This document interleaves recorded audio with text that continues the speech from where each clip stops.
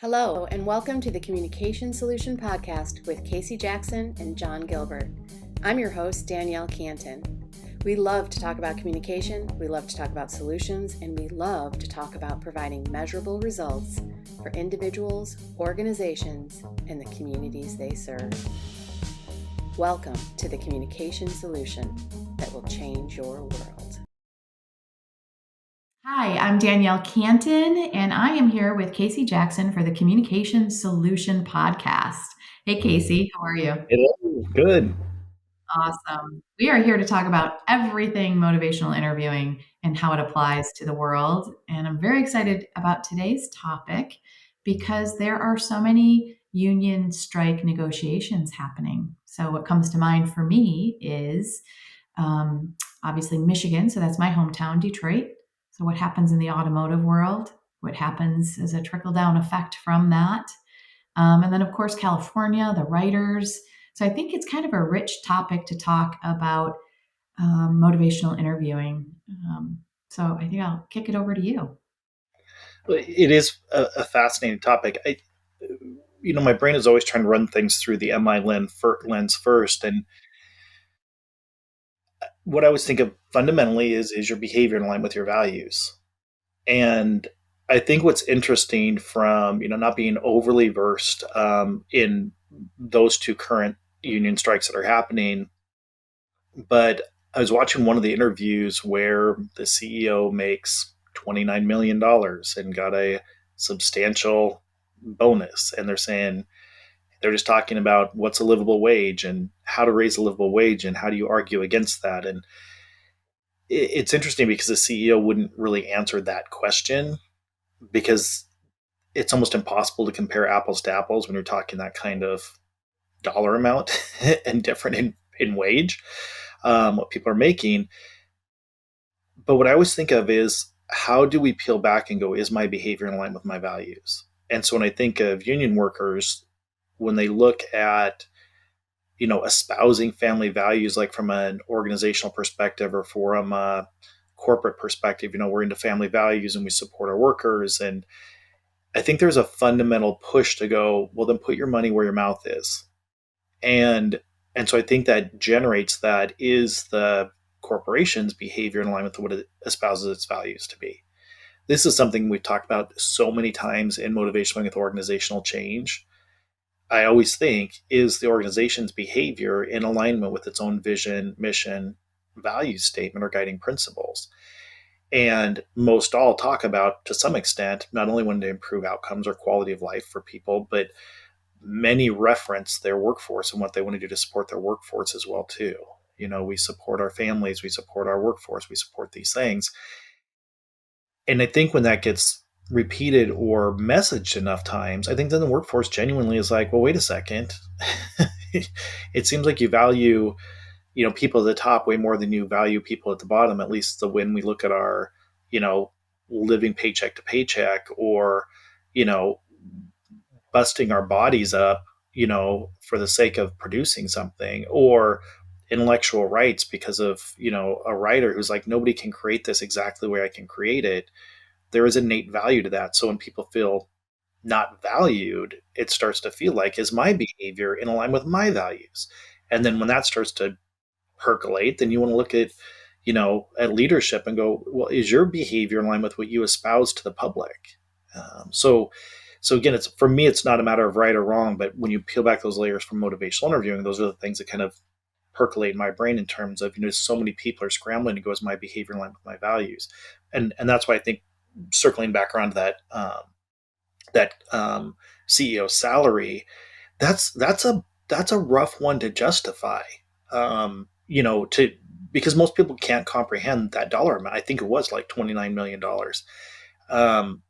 It's just so hard that an individual can earn that much money for a position that they're in, when somebody else may be making minimum wage, or what looks like fair market wage. And so I think that's going to generate all sorts of blame outside the self and all sorts of ambivalence. Yeah, it's fascinating when you I just love the way you look at any topic through the MI lens. And what struck me about what you just described was the multitude of conversations happening in people's heads Yes. So you've got the workers, the workforce who are saying, wait a minute, you mentioned the writer, it's just like, wait a minute, are my behaviors aligned with my values? And Yes. then a conversation with the organization leaders saying, well, we're touting this. Do we really believe it? Is that all aligned? Do we really want to support the workers? How does this work? And then, I don't know, I feel like there's a third of probably the society in general, and how that interplays. And what struck me when you're describing this is who's facilitating that conversation, because they're all having separate conversations. Yes.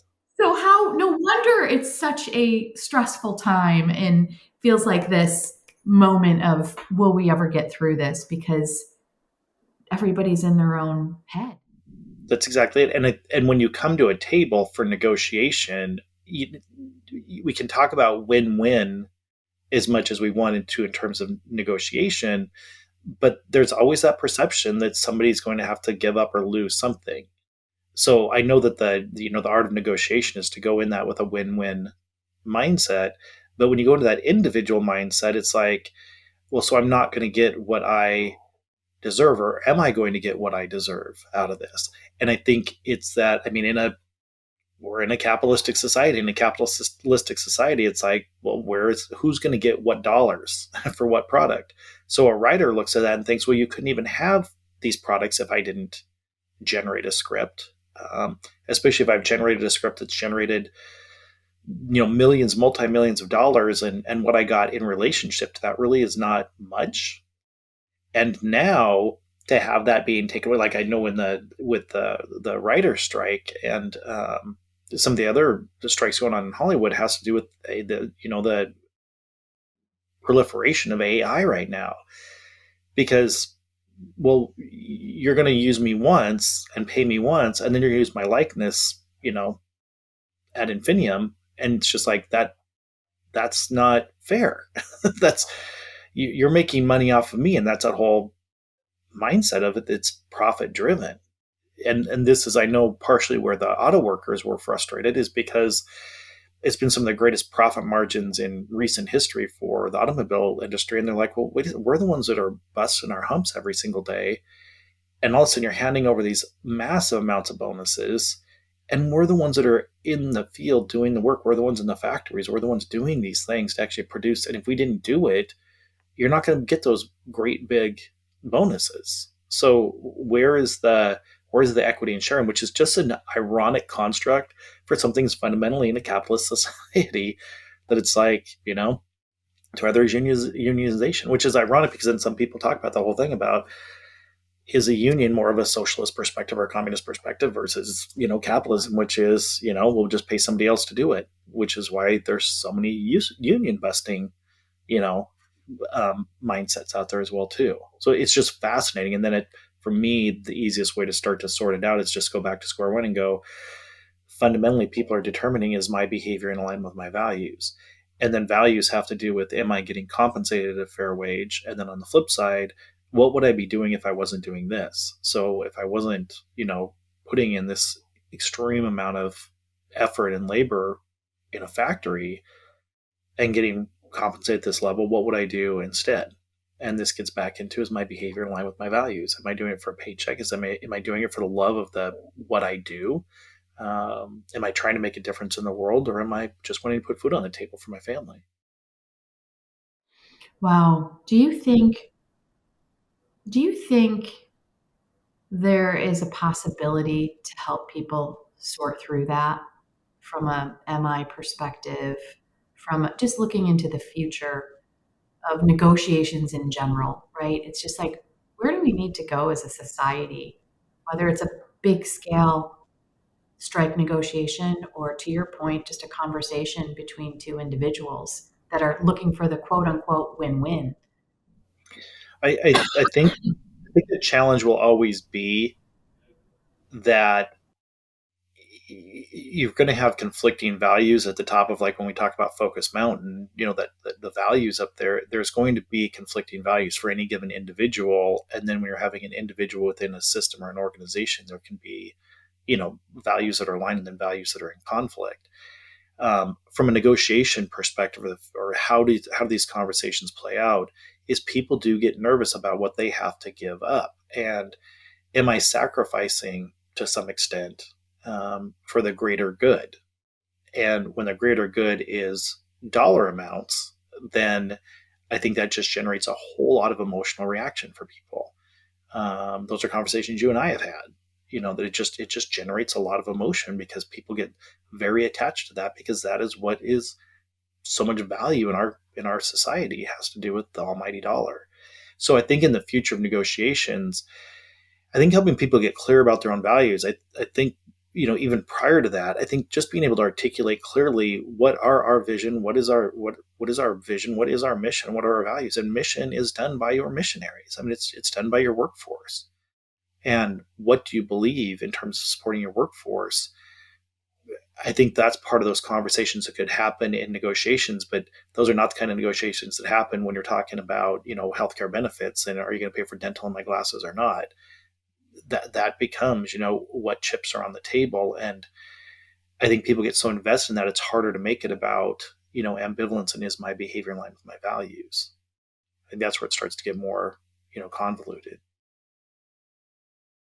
I'm going to make a bold assessment Okay. here, but I'm like, when I met you and was exposed to motivational interviewing, it was pretty dramatic, my reaction, in terms of the power of this work and the way that you train, you explain it, you invite people into a way of being.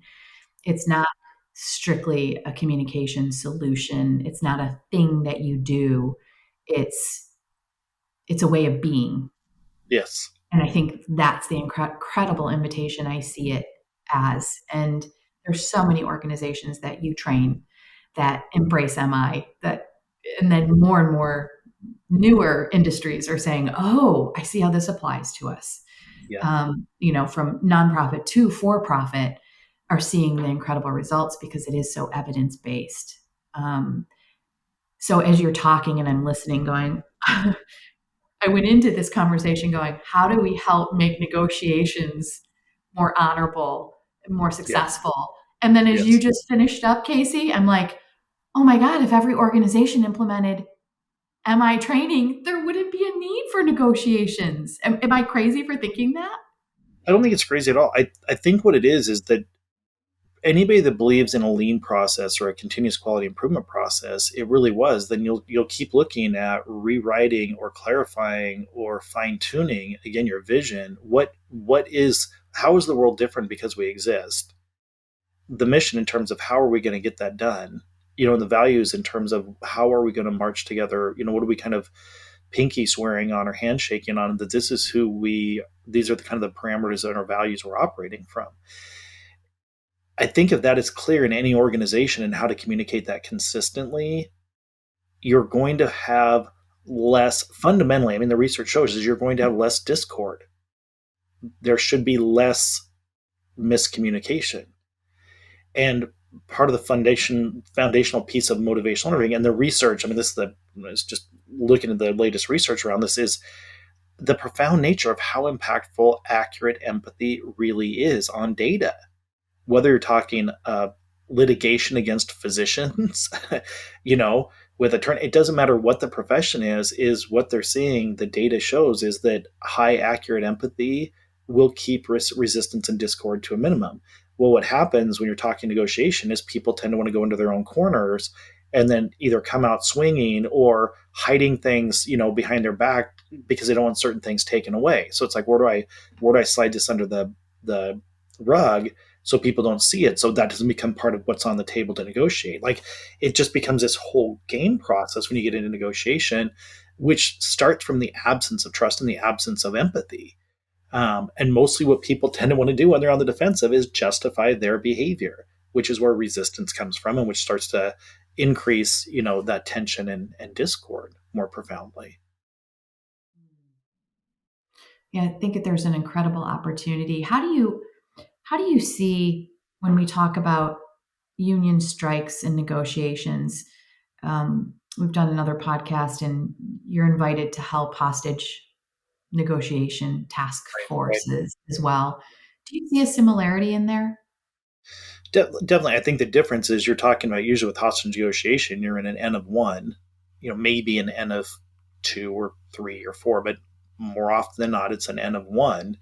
And when you're talking about negotiations for on behalf of a union, you're talking about like the auto workers union or something. I mean, you're talking about tens of thousands of people. And I think that becomes difficult because how do you represent the collective ambivalence? And I think that's where skilled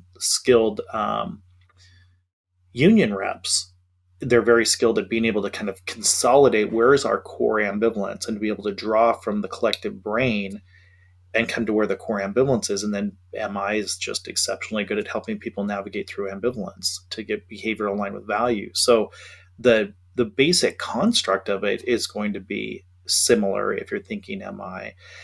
The thing that I'll say as well too is when we're talking fidelity based motivational interviewing, you're also looking at fundamentally behavior change. Are you trying to affect long-term sustained behavior change? So that's why for me, I can't separate out the vision statement, mission statement, and value statement when you're looking at workers who are disgruntled from that process of motivation. It's always, is your behavior in line with your values, and does your behavior represent that, or is this an opportunity?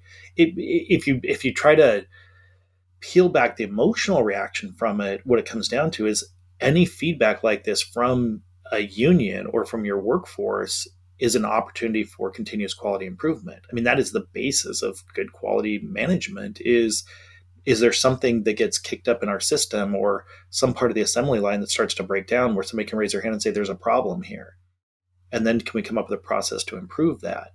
So for me, thinking, I mean, when you're asking, can you see motivation in this way, or the application of this on a corporate or a business level? It's just like it's hard for my bias to tease that out, because I think that is just good business. Because when you have a happy workforce that feels that they're compensated, and there's people that value your product, how can that not be a healthy, thriving business? So again, it's almost an ivory tower concept, but I think that's the blessings that I get, is I get to work in some of these real world examples and try to bridge, ivory tower down to, a house on Main Street. I love it. I love the journey I go on in a short podcast with you. It feels a little dramatic to me, but I'm like, I start with this pie in the sky of like, what if we could create a world where there's no need for union negotiations, all the way to, wait, they can be a beautiful representation of growth and an opportunity, especially if you handle Absolutely. it with with accurate empathy through something like motivational interviewing. No, this is a great, fascinating topic. I think this is it sparks in me the desire to talk more about, we're talking about, I think because of the writer's strike and the artificial intelligence and how it's just being shoved into the forefront of our social vernacular right now, because it's looming there. It is an unopposable force that is moving forward in our cultures. And so I think of that from an MI perspective as well too. So not only from, I get the writer strike side of it, that it's just like you're just going to, try to make more money by opting me out of the equation and just taking basically who I am and then giving it to a computer, and having the computer be me now for you forever and make money off of that. Just the absence of empathy in that construct alone is mind boggling. So, and this is the same thing as it's starting to bridge into motivational interviewing. There's several software apps out there that are AI driven in motivational, or parallel to motivational learning, where they're doing coding in real time. So literally, as you talk, AI is coding your conversations for empathy and all sorts of other metrics to find out. So you don't have to do like the coding and coaching we do. More and more people are pushing AI, and now that they're pushing AI for the coding and coaching, the AI is learning how to do motivational interviewing. So then it's like, again, what are those core components that can be outsourced from an AI perspective, and at what point do we lose that human connection? And if we're going to stick with research, what does the research show? And the research shows to some extent that some of the AI applications can be more effective than humans, which is just a extremely jagged pill to swallow. Extremely. to think that, a computer could outdo our humanity. I think there's going to be a lot of, some emotional revolt against that. And this is why I think it becomes complex with evidence-based practices and looking at these things about, where's the source of conflict coming from? Is there a solution or resolution? And what if it doesn't involve a human entity to do that resolution or negotiation? I mean, you think from that perspective, and will AI be better at negotiation than humans doing negotiation? Like that. I mean, it sounds so science fiction. I know it sounds so science fiction, but we're literally on the precipice of that. And again, is that going to make a difference? For I keep going back to that writer, to that actor, to that auto worker, to that teacher. Of going, where do I fit in this mix? And am I not only dispensable, but does anybody really care? If I can make my house payment or my car payment or feed my kids, because my business, leadership espouses that they do, but on a day-to-day living, it doesn't feel like many people care about that for as much as they espouse it. And I think this is where you're going to get that disgruntled, where you're going to see behavior not in line with values. And then you end up with these, significant conflicts that will have an impact on individuals and economies. Wow. Incredible. God, thank God for your brain and your way of communicating. It's like somebody that like me can understand you is mine. Thank you. Thank you so much. Good. Cause I don't listen to what I say half the time, but I know what makes sense in my brain as I kind of laid these applications over the top of each other. Yeah, you have a gift, I think, for sure. And thank you for setting up another podcast for us, because Absolutely. motivational interviewing and AI, holy smokes. Let's unpack that one. Yeah. I think my eyes are going to start to twitch on that one, so we'll see how that goes. Okay, awesome. Thank you so much, Casey. And everybody, thanks so much for joining us. We'll see you on the next episode. Thank you for listening to the Communication Solution Podcast with Casey Jackson and John Gilbert. As always, this podcast is about empowering you on your journey to change the world. So if you have questions, suggestions, or ideas, send them our way at casey@ifioc.com. That's CASEY@ifioc.com. For more information or to schedule a training, visit ifioc.com. Until our next Communication Solution Podcast, keep changing the world.